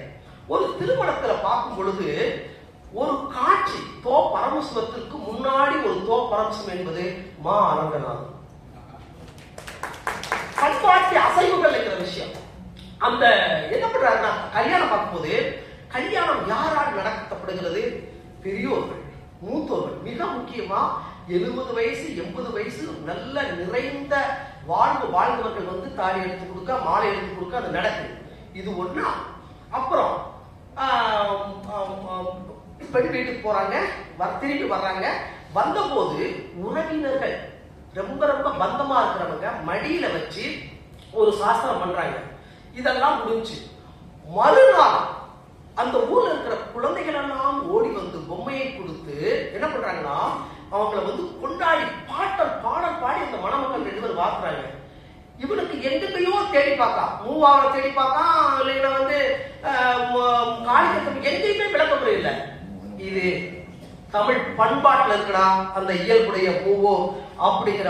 அதுக்கப்புறம் பேசுறதே இல்லை, எந்த மேல போனாலும் மூடிக்கிட்டு இருந்தா அப்படிங்கிறது பேரு தான் அந்த மௌனி. இதெல்லாம் வந்து சவடாழ்த்தனமெல்லாம் வேணாம், தமிழ் பண்பாட்டுல இருக்குன்னு ஒரு கதை எழுதியிருக்கிறார். சரிங்களா? எனவே அந்த வகையிலையும் அந்த முன்றில் என்கிற இலக்கிய வகை வழியிலாக நம்மளுக்கு மகாதேவனை உறவுக்காரர் ஆகிறார். ஒரு இலக்கியத்தினுடைய உறவுக்காரர், அப்பாவினுடைய ஒரு பணியை ஏதோ ஒரு வகை இம்மாதிரி. ஆனால் நான் நினைக்கிறேன் அவர் பிற்காலத்தில் நம்மளுக்கெல்லாம் போட்டியா வந்தாலும் வருவார் அப்படின்னு நினைக்கிறேன். எனவே அவர் வந்து இந்த விருதுக்கு வந்திருக்கிறார், கடைசி வரைக்கும் வருவார் தான் நினைக்கிறேன். அவரை வந்து நான் வந்து பார்க்கிறேன். அப்புறம் வந்து இன்னைக்கு எதிர்பாராமல் வந்து சிற்பியா வந்திருக்கிறாரு. 90 வயசு அவருக்கு வந்து. அவரோட நான் அவர் சொன்ன இட்ட வேலைகளை நான் பணி செய்திருக்கிறேன். அவர் என்ன நான் என்கிட்ட நேரடியா சொல்லல, மீனாட்சி சுந்தரம் நண்பர்கள் யாரு தம்பி இந்த வேணு பையன் இருக்காங்கல்ல, அசகாய சூரன்யா, பயங்கரமான ஆளியா, என்னிடம் சொல்லல. அதுதான் பெரியோருக்கு அழகு. அடுத்தவரிடம் சரிங்களா மிகப்பெரிய உழைப்பாளி. நான் உண்மையிலே சோம்பேறி. எங்க வீட்டுல எங்க அம்மா என்னுடைய துறையில கேட்டாதான் தெரியும். ஆனால் அவர் என்னை மிகப்பெரிய உழைப்பாளி அப்படின்னு சொல்லக்கூடிய ஒரு விஷயத்தை வச்சிருக்காரு. நன்றிங்க. அங்கிறது 90 வயசுல எனக்காக வந்திருக்கிறாரு. மிக மகிழ்ச்சி. சின்ன வயசுல எங்க வீட்டுல தினமணி தான் வாங்குவாங்க. ஒரு 15 வருஷம் அந்த காலத்துல வந்த பேப்பர்லாம் வைத்தியநாதன் ஐயா வந்த பின்னாடி நான் பொள்ளாச்சி தியாகராஜன் காலேஜில் இருந்தா அப்ப நான் ரூம்ல இருக்கும்போது தினமணி வந்த மிக முக்கியமான கட்டையெல்லாம் கட் பண்ணி மனைவி கூட சொல்லுவாங்க, நெட்ல எல்லாம் இப்ப எடுத்துக்கலாம் அப்படிம்பாங்க. அதெல்லாம் வேணாம், இப்பயும் கட் பண்ணி வைப்பேன். அப்படி கட் பண்ணி வைக்கக்கூடிய ஒரு இதழ்ல இருந்து வந்திருக்கீங்க. உங்களுக்கும் என்னுடைய வணக்கம். அப்புறம் கீழா விருது பிரபி வந்திருக்கிறாரு. அவர் ஒரு 6 மாசத்துக்கு முன்னாடி என்ன பண்ணேன்னா இங்க விருதுநகர்ல என்னை ஒரு அய்யனார் ஜானகி அம்மாள் கல்லூரியில கலெக்டர் பேசுவதற்காக அழைத்தாங்க. போயிட்டு எனக்கு ஒரு யோசனை, நண்பரோட ஏன் கீரா வீட்டுக்கு போயிட்டு வந்துருவோமே. ஏன்னா கீரா இப்ப சொன்னாங்களா புத்துயிர்ப்பு கதையை என்னன்னா கீராவுக்கு நிலைநிறுத்தலுக்கு எதிராக ஒண்ணு உருவாக்கி காட்டுகிறது நான் மனசுக்குள்ள வச்சுட்டு தான் இருந்தேன். அப்ப அவரை வீட்டுக்கு போலான்னு பார்த்தா வீட்டுக்கு போயிட்டோம். எத்தனை மணிக்கு போன தெரியுமா? 7:45 இருட்டு 8 மணி. அப்ப போனா உள்ளுக்குள்ள பார்த்தா 3 மாடு இருக்கு, ஒரு நாய் கட்டி கிடக்குது. கட்டு ஓட ஒரு நம்ம சோளத்தட்டை, என்ன சோளத்தட்டைன்னா மக்காச்சோள சோளத்தட்டை கட்டோட கொண்டு போட்டுட்டு சட்டை இல்ல டவுசரோட இருக்கிறாரு. நான் போன் பண்ணிட்டேன் இந்த மாதிரி வரும் பொழுது போட்டுருக்காரு. மாட்டுக்கு எடுத்து போட்டுட்டு போறாங்க. ஒய்ஃப் இருந்தாங்க. ஆனா நான் வான்னு உட்காந்துட்டு ஒரு மணி நேரம் பேசினேன். இரவு நடந்து அவரோட ஒரு 6 மாசத்துக்கு முன்னாடி போனேன். அப்பாவுடைய பிள்ளை அந்த விவசாயத்தினுடைய அந்த விஷயத்தை நேருக்கு நேர் பார்த்தேன். எனவே அப்பா பெயரில் கொடுக்கக்கூடிய அந்த விருதை பெற்றக்கூடிய இந்த ஆண்டு அவரும் இந்த ஆண்டு வந்திருக்கிறாரு. பிரபி அண்ணா வணக்கம்ண்ணா, மகிழ்ச்சி அடைகிறேன். அது அப்புறம் இதெல்லாம் சொல்லிட்டேன்.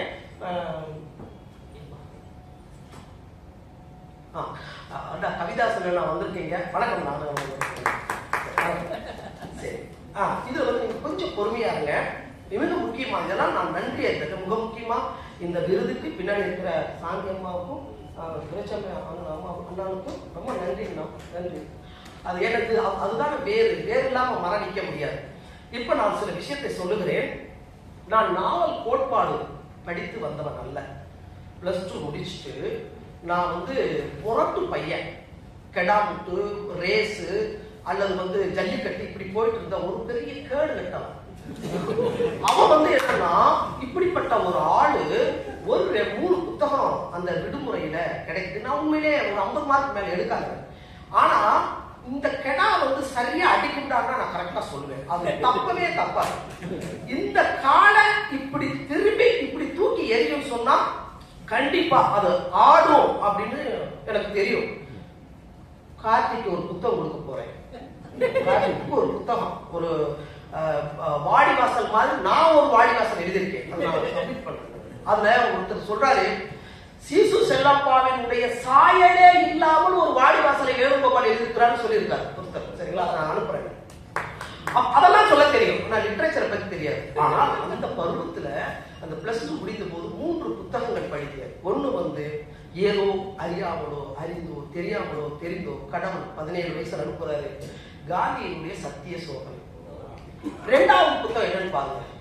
அந்த பீரியட்ல 2வது புத்தகம் கண்ணதாசனுடைய வனவாசம். 3வது புத்தகம் இந்த 3வது புத்தகம் இருக்கும். இந்த 2ஐயும் படிச்சுட்டு நான் என்ன நினைச்சேன்னா, நாவல் இப்படி எழுதணும்னு நினைச்சேன். அதாவது அது 2 பேர் சுயசரிதை இப்படி எழுதணும்.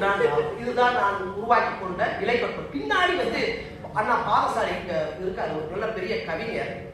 அவர் சொன்னாரு, எல்லாரும் சொல்லுவாங்க இல்லையா, தாஸ்தாவஸ்கி மாதிரி எழுதுறது, டால்ஸ்டாய் மாதிரி எழுதுறது அப்படின்னு சொல்லுவாங்கல்ல. அவர் என்ன சொல்றாருன்னா, வேணுகோபால் தாஸ்தாவஸ்கியும் டால்ஸ்டாயும் 2ம் கலந்த கலவை.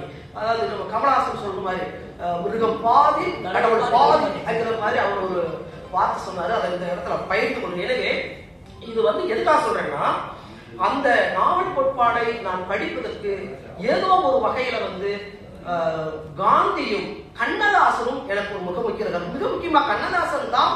நான் கண்ணதாசனா வரணும்னு ஆசைப்பட்டு எழுதுனவேன். ஆனால் நான் கண்ணதாசனுடைய விஷயம் என்னன்னு நான் உருவகிச்சேன்னா, ஒரு விரிந்த நெல் வயல்ல ஒரு அழகா மாலை நேரத்துல தென்றல் காற்று அடிக்கும் போது நடந்து செல்லக்கூடிய ஒரு மனிதன் பார்க்கக்கூடிய சித்திரங்கள் கண்ணதாசன். வேணுகோபால் களத்துல சேர்ல படம் படிக்கிற பையன், அவன் கவிஞன் ஆக முடியாது, நீ உரைநடை ஆகத்தான் ஆக முடியும் என்று ஆசைப்பட்டது கண்ணதாசன், வந்தது வேணுகோபால். சரிங்களா? அது ஒரு மிக முக்கியமானது. அப்புறம் நான் சாமுவேல் சுதானந்த ஐயாவுக்கு ஒரு நன்றி சொல்ல டக்குன்னு சொல்லிடுறேன். ஏன் சொல்லணும்னு சொன்னா 17-18 வயசு +2 முடிச்சாச்சு, எதை படிக்கணும்னு நினைச்சு. இப்ப சிவகுமார் சார் கூட பக்கத்துல காது கடிச்சிட்டே இருந்தாரு, இந்த தமிழ் படிக்கிறதுக்கு என்னையா செய்யறது, ஏதாவது பண்ணணும் அப்படின்னு சொல்லிட்டு இருந்தாரு. நான் நினைச்சிருந்தா ஒரு பாட்டனி எடுத்துக்கலாம், இல்லைன்னா ஜுவாலஜி எடுத்துக்கலாம். ஆனா அதெல்லாம் எடுக்காம தமிழ் எடுக்கணும். ஏன் எடுக்கணும்னா கண்ணதாசனை வரணும். அதெல்லாம் போன பின்னாடி அந்த கல்லூரியில போன பின்னாடி நான் போய் ஜாயின் பண்றேன் அமெரிக்கன் கல்லூரியில. ஏன்னா எங்க ஊர் பக்கம் தமிழ் லிட்டரேச்சர்ல அல்லது எங்க ஊர் பக்கம் காலேஜ்ல 100 கிலோமீட்டர் போகணும் எல்லாருமே. அப்ப தேனி டிஸ்ட்ரிக்ட் தனியா இல்ல, மதுரை டிஸ்ட்ரிக்ட் தான், எல்லாருமே அங்கதான் போகணும். அமெரிக்கன் காலேஜ்ல சேர்ந்தாச்சு, தமிழ் எடுத்தாச்சு. அது ஒரு பெரிய கதை தான். அப்போ ஒரு 6 மாசம் கழிச்சு ஜெயகாந்தன் வரப்போறாரு. அதனால ஜெயகாந்தன் நூல்களை பூரா படிக்கன்னு சொல்லி சொன்னவர் சாமுவேல் சுதானந்தா. அவர் அமெரிக்காவில் 14 நாள் இருப்பாரு, நம்ம தமிழ்நாட்டில் 14 நாள் இருப்பாரு. அவர் சொன்ன உடனே நான் என்ன நினைக்கிறேன்னா, மீனாட்சி காலேஜ் முன்னாடி இருக்குது, நம்ம அமெரிக்கன் காலேஜ் நேர் முன்னாடி. எல்லாரும் போய் அந்த 4 மணிக்கு எதிர்வையில நின்று சைட் அடிப்பாங்க. நம்மளும் அங்க போய் சைட் அடிக்க போறோம்னு நினைச்சிட்டு இருந்த அந்த காலத்துல இவர் என்ன பண்ணிட்டாரு, ஏன்னா நம்ம படிப்பெல்லாம் ஒண்ணும் வராது. இவர் ஜெயகாந்தன் வரப்போறாரு, நீங்க எல்லாரும் 3 கேள்வி கேட்கணும், படிக்கணும்னு சொன்ன உடனே அப்படித்தான் போய் முதல் புத்தகம், அவர் கடைசி எழுதின புத்தகம் சக்கரங்கள் நிற்பதில்லை, அவருடைய சிறுகதை வச்சு அதான் கடைசி. முன்னாடி ஒரு புகை நடுவில வச்சு அது வேணாம், சக்கரங்கள் நிற்பதில்லை தான் ஒரு கடைசி ஒரு அச்சீவ்மெண்டான ஒரு சிறுகதை. அதுல இருந்து எடுக்கிறேன்.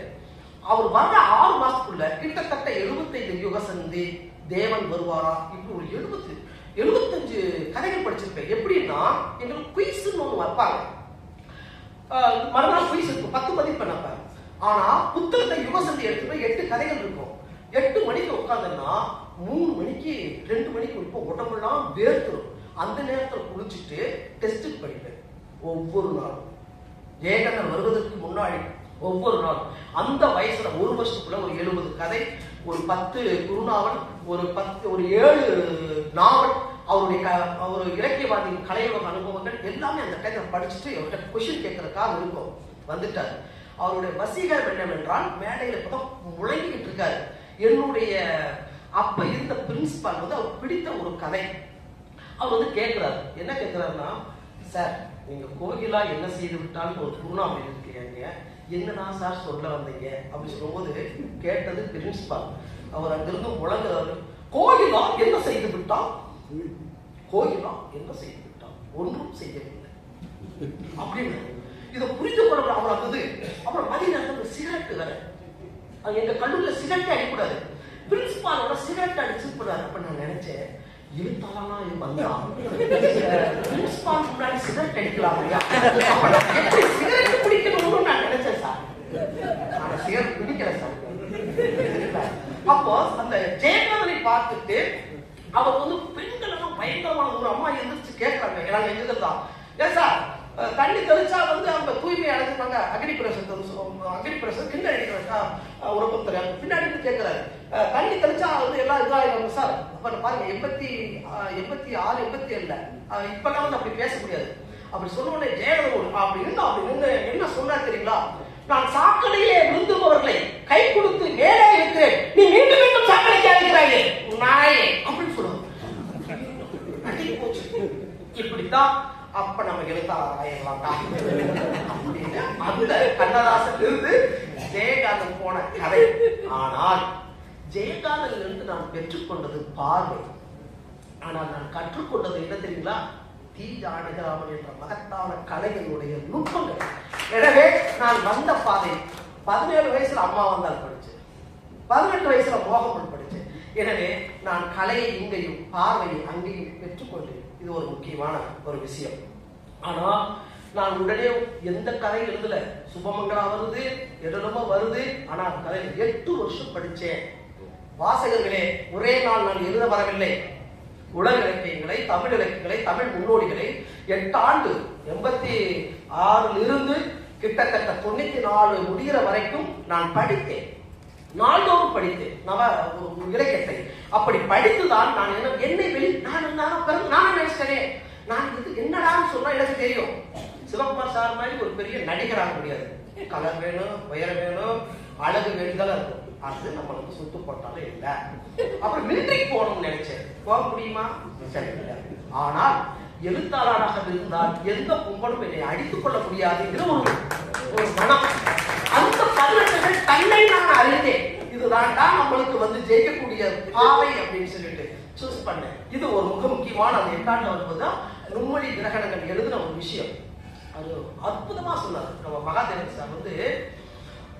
அந்த நூலை திரும்ப எழுதுவதற்கு ஒரு நூல் போடணும்னு சொன்னார்.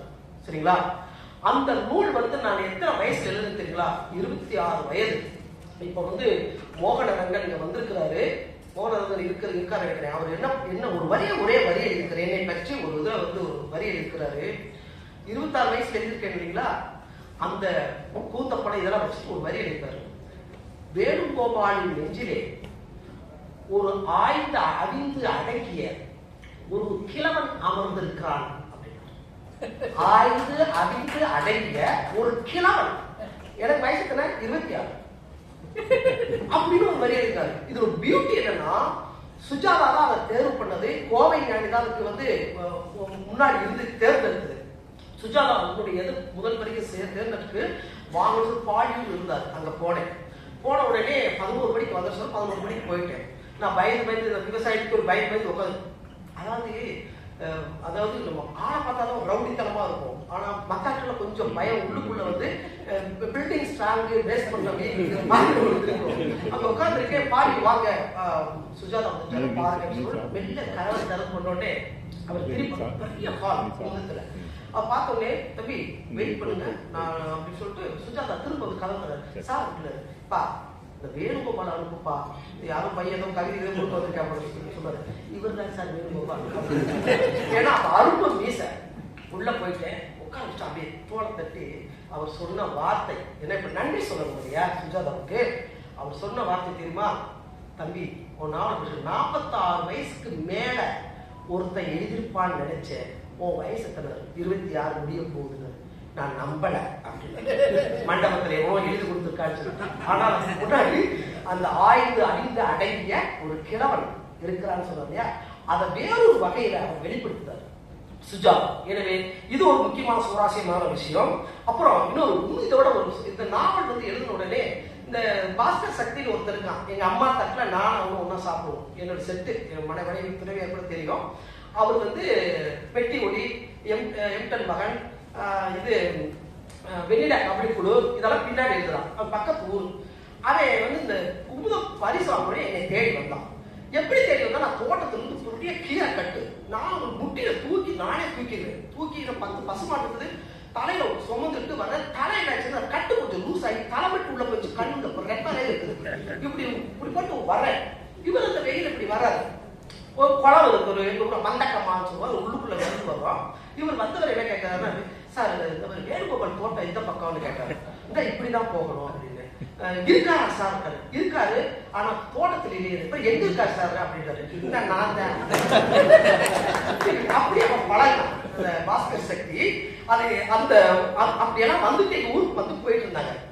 அந்த பக்கத்து ஊர்ல தாமஸ் அவருக்கு நண்பர்கள்லாம் வந்து போது எங்க தெருவுடைய கடைசி கார்னர்ல பெரியப்பா முறைகளும் 85-90 வயசு நல்ல நினைவாற்றல் வைரசாமி கவுண்டர்னு சொல்லிட்டு அவர் என்ன பண்றாரு, எங்க திண்ணையில வெள்ளம். எங்க அப்பாவுக்கும் சீனியர், எங்க அப்பாவுக்குலாம் 10 வயசு மூத்தவர். எங்க அப்பா சின்ன வயசுல இறந்துட்டாரு. எங்க திண்ணையில உட்கார்ந்தாரு. இவங்க 10 பேர் வந்துட்டு அவங்க டீ வாங்கி கொடுத்துட்டு அனுப்புறோம். உட்கார்ந்த உடனே அவர் கேட்டாரு, தம்பி இந்த பாரு, நீ எவ்வளவு பெரிய ஆளா போயிட்டு எங்க பத்திரிகையாளர் வர்றாங்க, போட்டோகிராஃபர் வர்றாங்க, கார்ல வர்றாங்க, இது பண்றாங்க. நீ இனிமேல் இந்த மாதிரி ஆட்களோட பழகணும். நீ என்னப்பா அந்த குடிகார, அந்த சாராயம், தெருக்குருக்கி, அந்த திருடே, அவங்களோட ராத்திரி அப்படியே போற, அவங்களோட அப்படியே பேசிட்டு வர்ற. இனிமேல் இந்த மாதிரி கெட்ட பசங்களோட பழகாத. நீ இனிமேல் உன் தகுதிக்கு தக்கன, நீ எவ்வளவு பெரிய விவசாயி வீட்டுக்குள்ள அவனோட சேரு.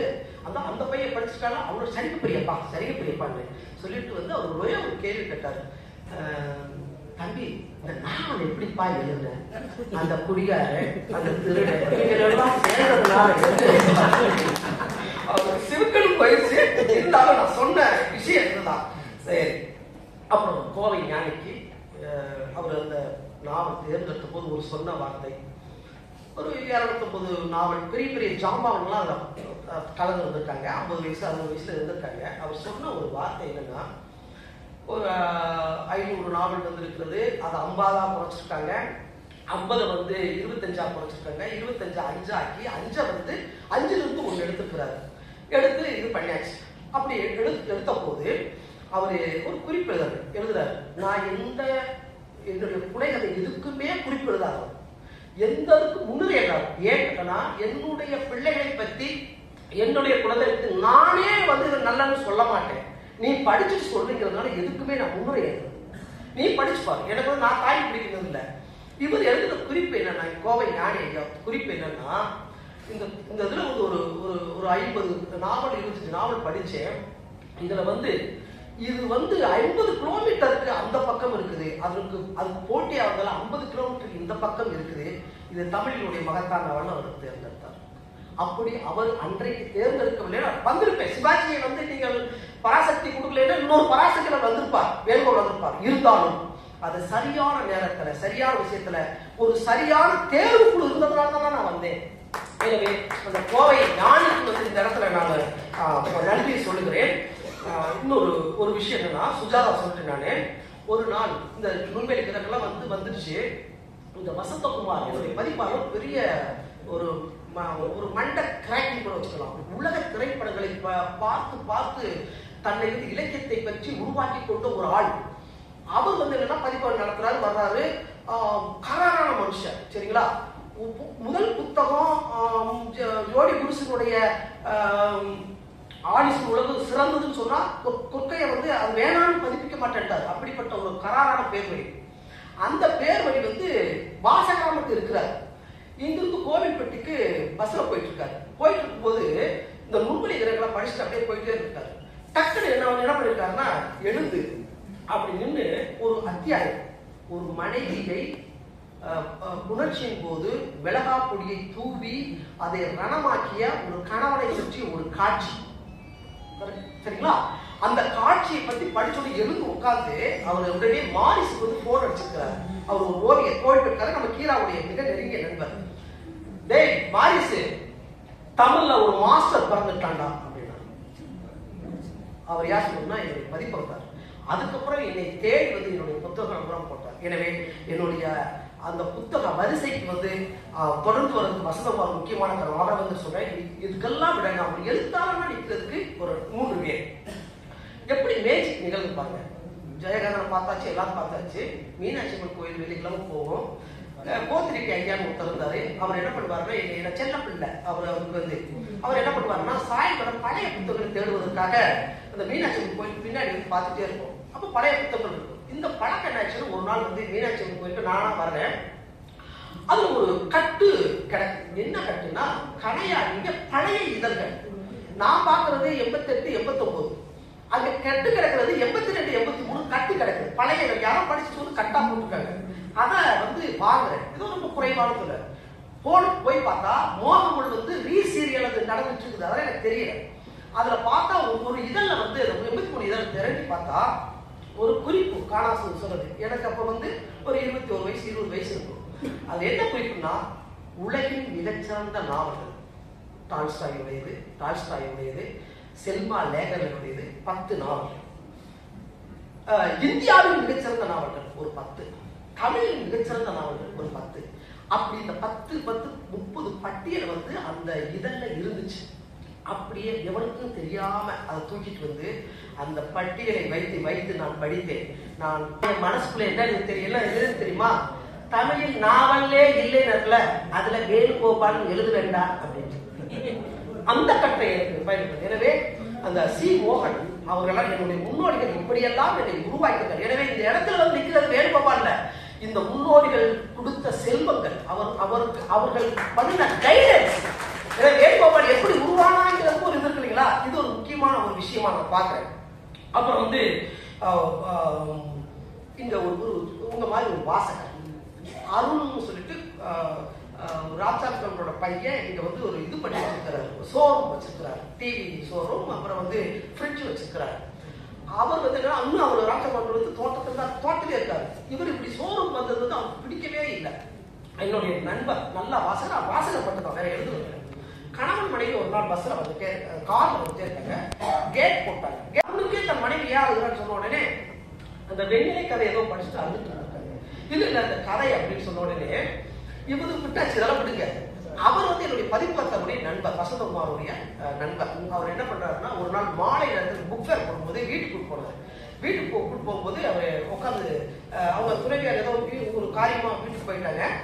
அவங்க வீட்டுல இரவு ஒரு சந்திப்பு போட்டு சாப்பிட்டு அதை தொகுத்தே ஆகணும்னு சொல்லிட்டு தொகுத்தார்கள். அந்த கண்ணன் அவங்க எல்லாம் அதுதான் சார் சொன்னார், நிறைய அதெல்லாம் சொன்னாங்க. அவங்களுக்கு நான் ஒரு நண்பரை வந்து சொல்றேன். இன்னொன்னு நான் தலித்து சம்பந்தமா சில கதைகள் எழுதியிருக்கேன். வேலூர் லிங்கம்னு ஒருத்தருக்கார், அவர் போட்டு பண்ணுவாரு.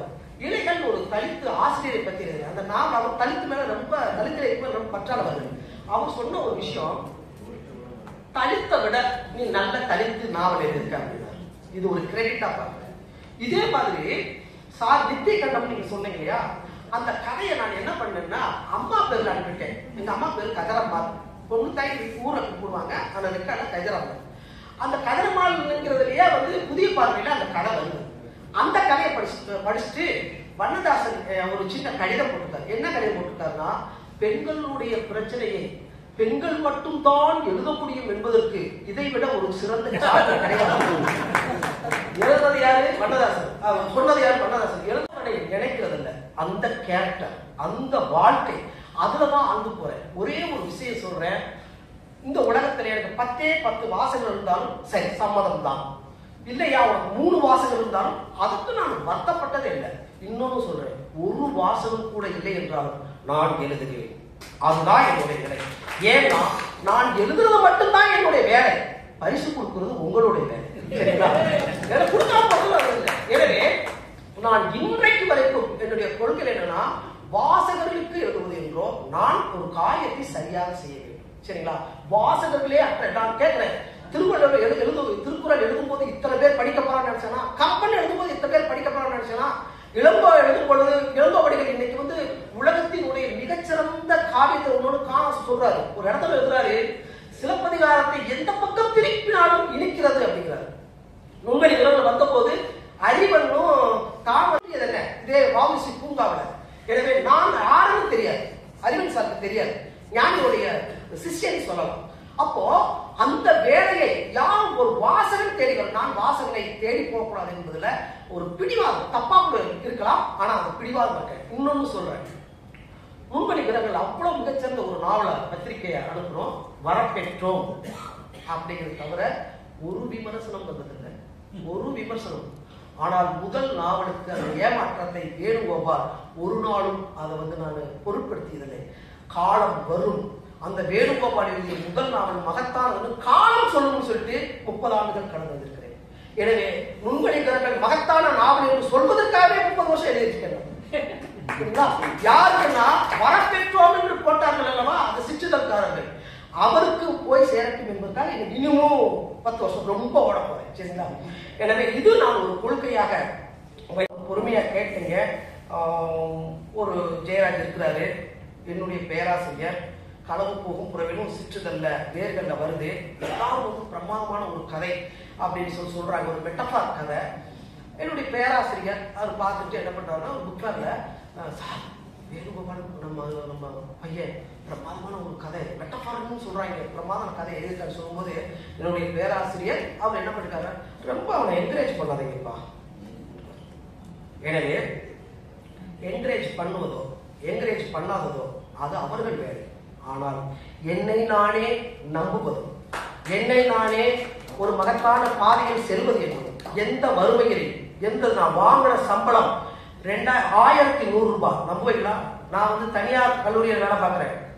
நீங்க நினைக்கிற மாதிரி 1,50,000 2 லட்சம் இல்ல, வாங்கின சம்பளம் 1100, அப்புறம் வாங்கின சம்பளம் 2000, 3500, 3000. கல்லூரியில மிகச்சிறந்த கல்லூரியில ஒரு தொகை கிடைச்சது. இப்ப ஒரு குறிப்பிட்ட காலத்துல எனவே இந்த பணத்தை பத்தி வேலை, என்ன வறுமை, என்ன கஷ்டம், என் மனைவியோட சண்டை போடுவேன் எல்லாத்துமே. ஆனா என் மனைவிக்கு தெரியும் அவருடைய கனவு என்ன எல்லாரும். ஏன்னா அது கோயம்புத்தூர் இந்த எங்க ஊர் மதுரைக்காரங்க பெரும் பாசக்காரங்க. கொஞ்சம் பணத்துக்கு குறை, உண்மையை சொல்றீங்க, நீங்க கோவிச்சுக்கிறாங்க, நீங்க கோவைக்கு வந்துருக்காரு. ஆனால் அந்த இடத்துல பணத்தை பற்றி நினைக்காமல் இந்த விஷயத்தை எடுத்துங்கிறதை என் வாழ்வினுடைய ஒரு கனவாக, என் அம்மா கொடுத்த ரத்தமாக பாலாக ஏற்றுக்கொண்டு இனியும் இந்த சக்தி மசாலா அவர்கள் கொடுத்த பரிசுக்கும் மிகச் சிறப்பாக ஒரு மகனை தந்தை போற்றுவது ஒரு இதுக்குல அது மாதிரி மகாதேவனும் பாவனும் சொன்ன அந்த விஷயத்தையும் ஏற்றுக்கொண்டு வருங்காலத்தில் எல்லாரையும் பொறாமைப்படும்படியும் வேதனைப்படும்படியும் உங்களை மகிழ்க்கும்படியும் சிறந்த கதைகளை குணாவளை தருவேன் என்று சொல்லி இந்த வாய்ப்பை ஏற்படுத்திய கீரா விருது தந்த எல்லாருக்கும் சேர்த்து என்னுடைய நன்றியை சொல்லி விடைபெறுகிறேன்.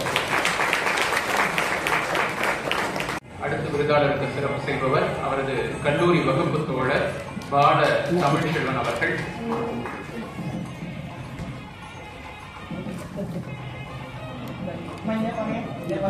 திரு பால தமிழ்செல்வன் அவர்களை அன்பு கூர்ந்து மேடைகள்.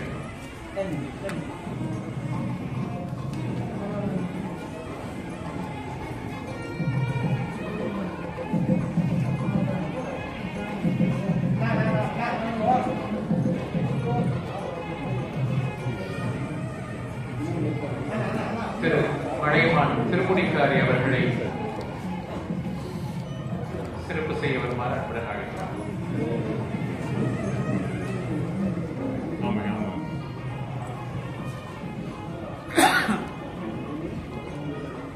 திரு மலையமான் திருமுடிக்காரி அவர்கள் இப்பொழுது சிறப்பு செய்கிறார்.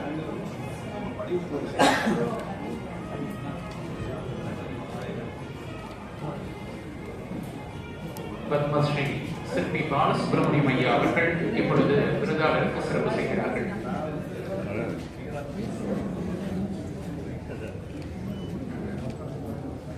விருதாளரின் தாய் மண்ணிலிருந்து அம்மாப்பட்டி பகுதியிலிருந்து அவரது உறவினர்கள் வருகைப்படுத்திருக்கிறார்கள். அவர்கள் இப்பொழுது சிறப்பு செய்கிறார்கள். சற்று வேகமாக மேடைக்கு வருமாறு அன்புடன் கேட்டுக்கொள்கிறோம்.